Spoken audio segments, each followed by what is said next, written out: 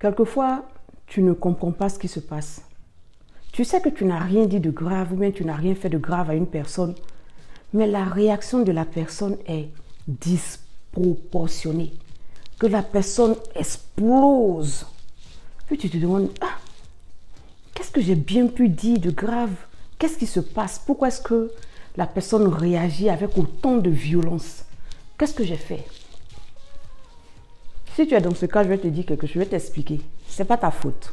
Ça n'a rien à voir avec toi. On dit souvent, quand on veut décrire une situation qui a déclenché un truc, on dit que c'est la goutte d'eau qui a fait déborder le vase. Dans cette citation, on nous fait comprendre qu'il y a eu plusieurs gouttes d'eau avant toi, ta goutte d'eau.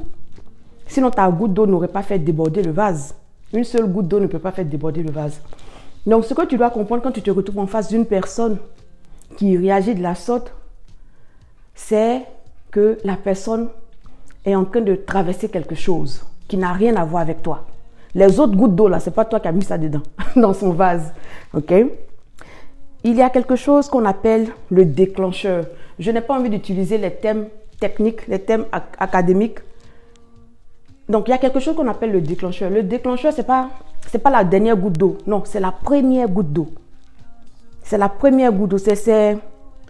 C'est un comportement, c'est une situation, c'est un souvenir, ça peut être un mot, un groupe de mots, ça peut être une odeur, ça peut être plein de choses. Un déclencheur, ça peut être plein de choses. Mais c'est quelque chose qui provoque le début d'un engrenage. Ça veut dire quoi? Ça provoque le commencement de quelque chose qui va aller loin, qui va rouler, former une grosse boule. Donc, le déclencheur est sneaky, c'est rusé. Le déclencheur, tu ne le vois pas passer. Hein? Le déclencheur, tu ne le vois pas. Que quand tu n'es pas conscient, tu ne vas pas voir le déclencheur. Si tu ne vois pas le déclencheur venir, forcément, tu ne vas pas voir son action. Ok, je prends un exemple simple. Tu te lèves le matin, tu vas sur Facebook, tu vois un post. Ça ne t'a pas trop plu, mais bon, tu es passé dessus. Ça a sémé quelque chose en toi. Ça a sémé quelque chose en toi parce que tu n'as pas évacué automatiquement. Donc, ce que tu as ressenti quand tu as lu le post est là. C'est une semence dans ton cœur. La journée continue. Le livreur d'Amazon, au lieu de venir sonner devant ta porte pour te donner, il t'appelle, il dit, ah, madame, je suis en bas. Est-ce que vous pouvez descendre? Je ne peux pas monter. Là, si vous ne pouvez pas descendre, ben, moi, je serai obligé de retourner et revenir plus tard avec le colis. Tu as besoin de ton colis. Qu'est-ce que tu fais? Tu es énervé là. Tu t'en vas quand même, tu descends. Tu peux pas engueuler le gars de Amazon, lui il s'en fout. Nous, donc tu t'en vas, tu prends ton colis. Deuxième événement, c'est là, tu n'as pas évacué. Ok, en fin de journée, ta fille arrive avec une mauvaise note de l'école, mais un mauvais comportement. Voilà, tu vois, ça commence à bouillir là.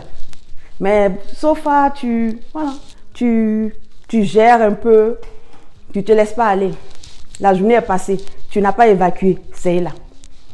Demain, une autre succession encore d'événements qui fait entrer en toi des sentiments, des émotions que tu n'arrives pas à gérer. Et puis un matin, quelqu'un qui n'a rien à voir avec tout ce que tu as déjà vécu, vient et te dit quelque chose et puis c'est l'explosion émotionnelle. Tu pètes un câble. Tout ça parce que tu n'as pas su identifier le déclencheur, tu n'as pas su identifier la réaction ou la conséquence de ce déclencheur en toi, donc tu n'as pas su évacuer. Puisque tu n'as pas évacué, tu as accumulé. Et quand tu as accumulé, ça pète. Qu'est-ce qu'il faut faire?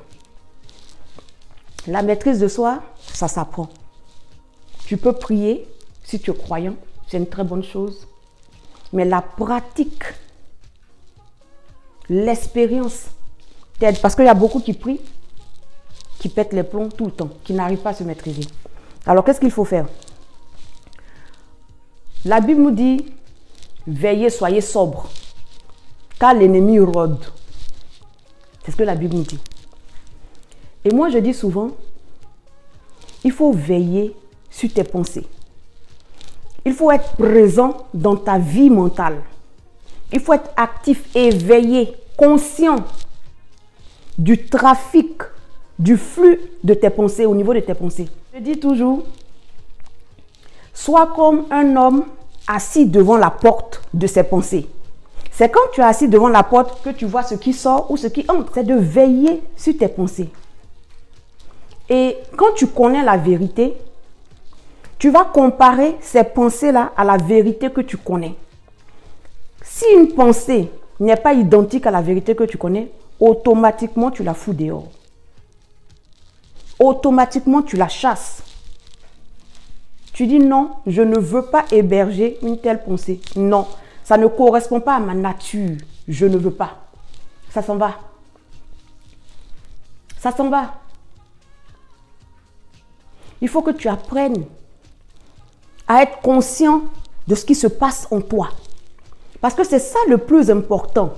C'est ce qui conditionne ta réaction vis-à-vis des actions des gens extérieurs. La seule personne que tu puisses contrôler, c'est toi. Ce n'est pas l'autre. L'autre, il a le droit d'agir comme un con. Mais toi, tu as le devoir de te comporter comme une personne noble. Si tu dois te laisser agiter par tout ce qu'on dit dehors, tu ne seras jamais équilibré. Et ce sont les autres qui seront maintenant la télécommande de ton humeur. Celui-là vient, il change de chaîne, tu changes. Il appuie ici. Imagine-toi être une marionnette entre les mains des influences extérieures, du comportement des gens dehors, de la mauvaise éducation des gens dehors. Imagine-toi être une marionnette entre les mains de ce genre de choses. Lorsque tu sais être à la porte de tes pensées, tu sais identifier, comme je l'ai dit, tu sais identifier les mauvaises pensées. Quand tu vas identifier les mauvaises pensées, tu vas détecter tous les déclencheurs. Quand tu vas détecter les déclencheurs, tu vas annuler les réactions. Parce que si tu sais que quand on appuie tel bouton en temps normal, tu t'énerves, quand tu vas voir qu'une pensée est en train d'appuyer le bouton, tu vas te calmer. Parce que tu as identifié le déclencheur. Donc la réaction, automatiquement, tu la maîtrises. Donc tu n'auras plus le temps d'accumuler les mauvaises pensées. Tu n'auras plus le temps de garder. Mais au fur et à mesure que les choses viennent, tu évacues. Au fur et à mesure que les mauvaises choses viennent, tu laisses passer. Ce qui fait que ton équilibre est stable. Tu te maintiens. Comme je l'ai dit, ce sont des choses qu'on peut apprendre. Se maîtriser, on apprend. Identifier les déclencheurs, on apprend. C'est des techniques, il y a des techniques simples pour identifier ce qui te trouble. Lorsque la Bible dit d'être sobre et de veiller, c'est pour nous dire de ne pas nous laisser étourdir. C'est pour te dire d'être constamment en éveil en ce qui concerne ce qui se passe en toi et autour de toi. C'est toi qui dois d'abord veiller sur toi-même, sur tes pensées, sur tes réactions. Personne d'autre n'est ton gardien. Le premier gardien de ta vie, à part celui qui t'a créé, c'est toi.